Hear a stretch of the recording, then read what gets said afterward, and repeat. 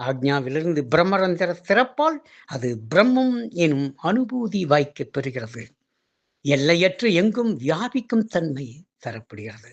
ஆகவேதான் இதை துரிய நிலை, துரியாதீதம் என புகழப்படுகிறது. இதுவே பேரம்பலம், சகசிராரா கமலம். அதில் குண்டலினி என்கின்ற சக்தி சுழலும் பொழுது இந்த பிராணன் அல்லது உயிர் என்கின்ற அந்த ஆற்றல் அதனோடு கலந்து சிவசக்தியாக மாறுகிறது. இன்னும் கூறப்போனால் குண்டலினி பராசக்தியாகவும் ஆன்மா சிவமாகவும் அங்கே நர்த்தனம் புரிவதுதான் இந்த சகசிராரத்தில் குண்டலினியினுடைய சுழற்சி.